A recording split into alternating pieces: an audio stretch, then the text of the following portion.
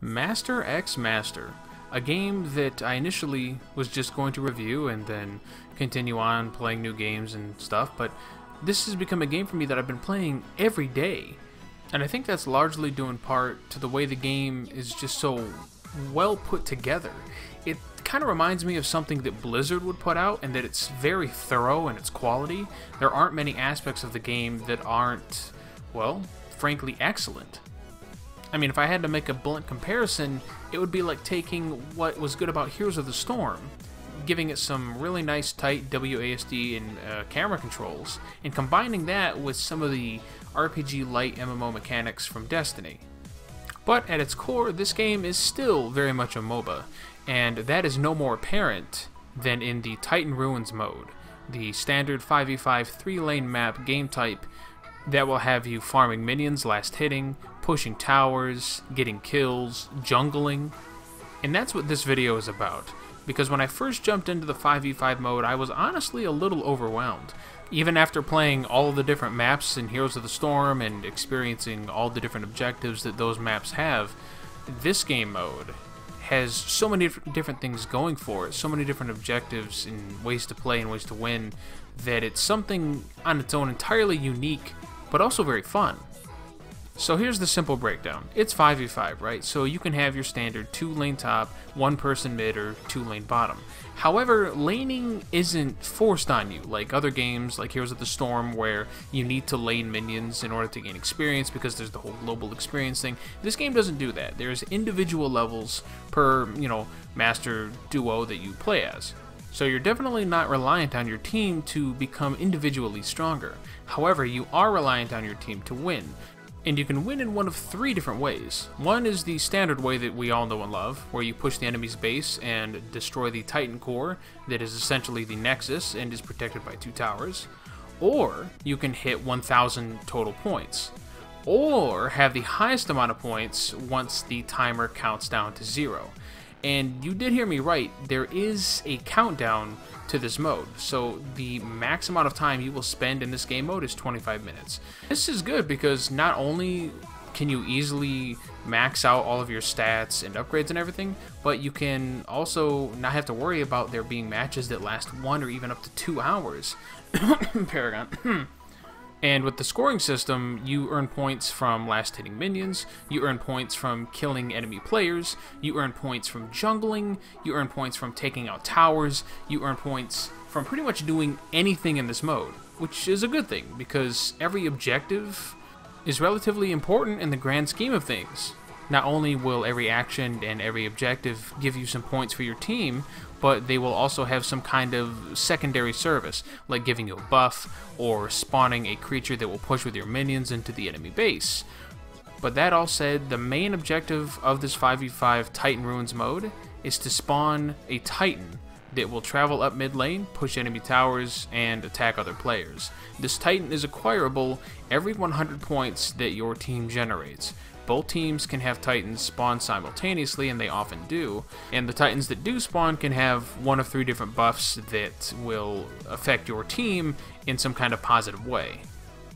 These Titans that spawn every 100 points are the cornerstone of this mode, and in my opinion are a welcome addition to this particular genre. Now, as I was saying earlier, the laning phase isn't forced. I mean, there really isn't even a laning phase. It's more about rotations, jungling, gathering buffs, gathering points in various different ways. But at the end of the day, you will still push towers with your minions and with your Titan in both mid and the other lanes. So while it is okay to push your minions to the enemy tower, they're really not going to do much on their own, and because they spawn one wave every 30 seconds, it's going to be pretty difficult for them to, say, bunch up and take down the tower themselves, a la Paragon. So mid lane is probably the most important lane, but the off lanes can be just important, because every now and again, you have these fallen hero altars that activate. They have a couple of NPC guards that will try to attack you and can deal some damage if you let them, but once you've killed them, you have to channel the fallen hero altar for, I don't know, 10, 15, 20 seconds, and once you do, you will summon the fallen hero. Now this guy will heal you, he will run with you in the lane, he won't follow you to other lanes, but he will help you push your minions with you, heal the minions, buff them, and does a lot of damage to towers. Hell, I've even seen the fallen hero solo the enemy's core with one wave of minions, and it won us the game. And I was like, wow, that guy's going to town. So he can demolish towers, he can demolish the main core. So in that sense, every lane is important. There are also a couple of jungle monsters that not only give you buffs like red buff and blue buff, but also are something like Dragon or Baron from League of Legends or Prime from Paragon. These particular jungle buffs, the big ones, are not only very healthy but also very damaging, and you will definitely have to watch out for their AoE attacks. They will basically two-shot you. It's pretty nuts sometimes. That said, once you acquire them, they not only have a team-wide debuff for the enemy team, but also give you a boatload of points, which can effectively close the gap and put you in the lead.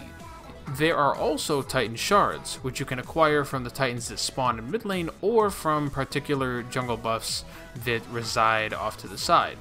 Once your team has collected 7 of these shards and taken them back to the base, one of your team members will be able to turn into a Titan Incarnate.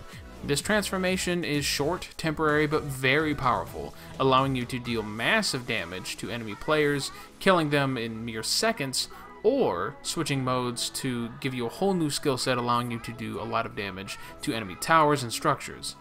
So, not counting the master side of the equation when it comes to this mode and the basics, I'm sure you can see how there's quite a lot to get used to, and it is quite a departure from the normal 5v5s that I have personally experienced in games like Heroes of the Storm, League of Legends, or Paragon.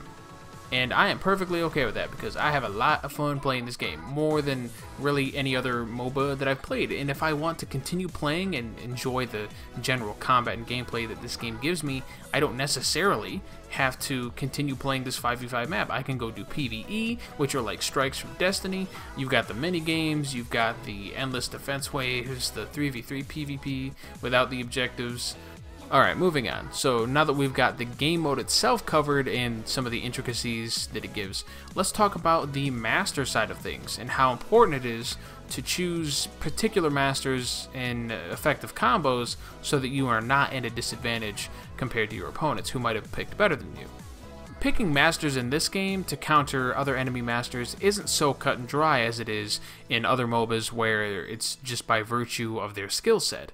No, in this MOBA, it's all about choosing 2 masters that complement each other, not only in skill set, but also in their affinities, because, and then I know they're not called affinities, but bear with me, because choosing the right affinity and attacking an enemy that has the opposite affinity will give you a 15% damage bonus and allow you to take 15% less damage from that particular enemy.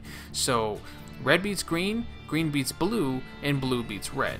And that's important to remember.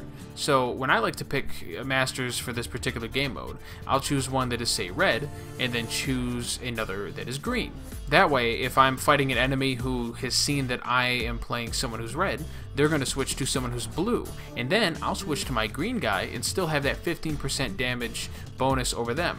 And while this attunement system does give you that extra benefit of having the rock, paper, scissors type of gameplay, I think it is a little bit too much for this 5v5 PvP mode, or even PvP in general, because when it comes down to it, when you're in the thick of things, you're not really going to switch your master because he or she may have a better attunement compared to the person you're fighting. No, I really only ever switch because I need more health, because, you know, I don't want to die. And once you've switched, you have like a 13-second cooldown to deal with before you can switch again. So it's really disadvantageous to switch because you have that stat advantage on the opponent, as opposed to switching because you just don't want to die.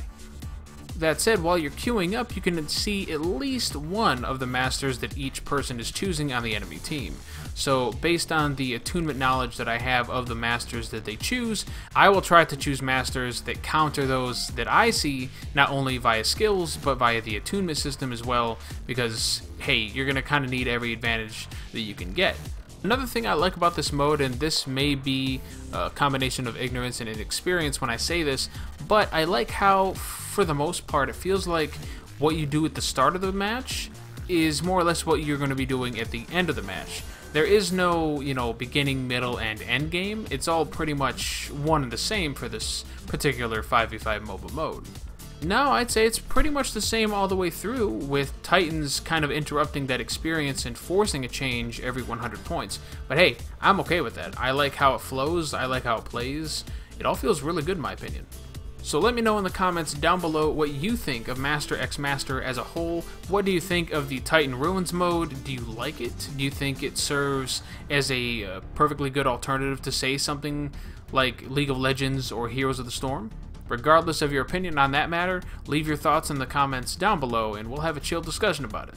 If you enjoyed this video and would like to see more Master x Master content from me, you know what buttons to press to make me happy. Thank you very much for watching. I appreciate your viewership and support on my channel here, and I will catch you on the next one.